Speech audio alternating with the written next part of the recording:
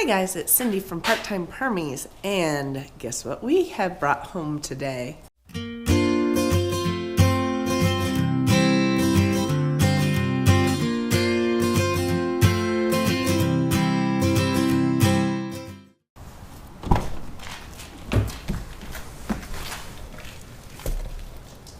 Another little rooster, silkie roo. It's a bit windy out here. So the reason why I picked up another silkie roo is because the old one was related to all the girls. So want to get a little more genetics into this lineup here. Hi, Lucky. How's your flock doing?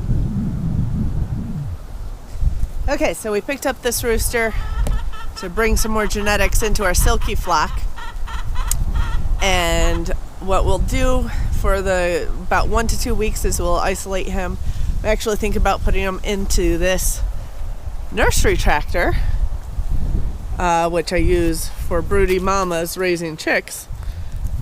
I'll probably put some of that straw around the base to help insulate it a little bit. Get a water heater in there that helps keep it warm inside, as well as keep the water from freezing when we get cold at night.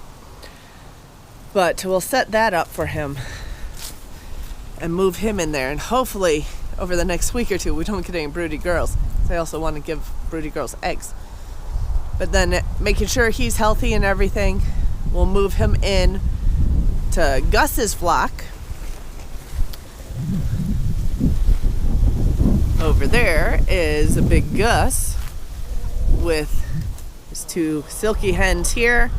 We do have a third silkie hen, but that third one's raising chicks right now. Did find him through work, basically, contact at work. And he was a 4-H project for this woman's daughter last year. So we'll take him on and introduce him into our flock slowly.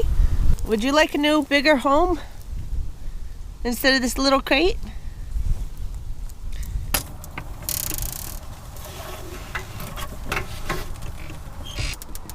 Okay, so we got the food and the water in here, the heating plate for the water. That'll also help keep him a little warmer in here. Now time to move him in. His name is Zebra. He has a name, so we'll keep it. Show you what he looks like. Boy, hey there. Come on. Hey.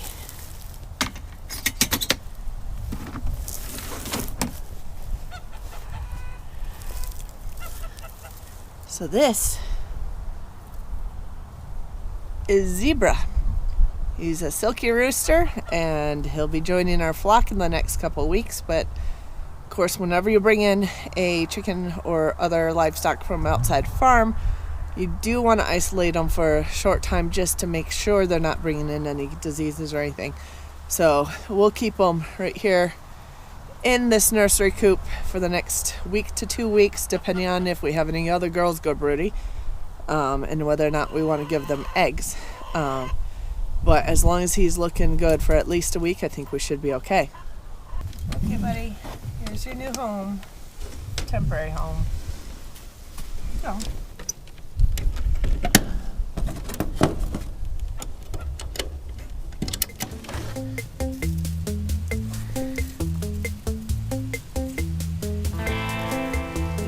A little bit of grass under that bedding that was kicked out. The anthill if you like eating ants.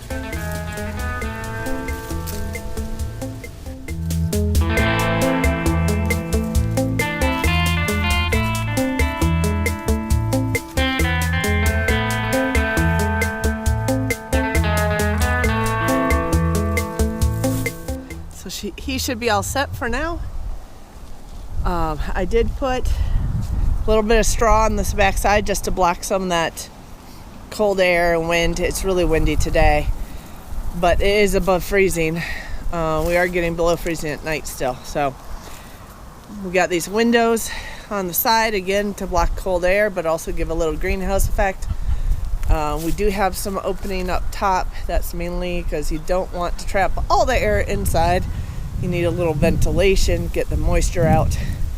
But otherwise, he is pretty snug in there for now.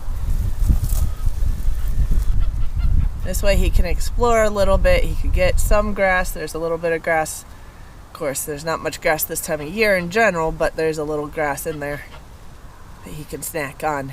And then he has his food and water, and a water heater inside to keep his water from freezing overnight. And that'll also help keep the inside of the coop above freezing or around freezing. That should help him out as far as temperature goes as well. He seems to be settling in there. Let him get used to his space. In the meantime, I'll show you the chicks. Need to get a treat to come get you out of there? We do need to move these guys because they're about out of grass in here. Pretty much eating it completely. So we'll do that later today. We'll go get them a treat.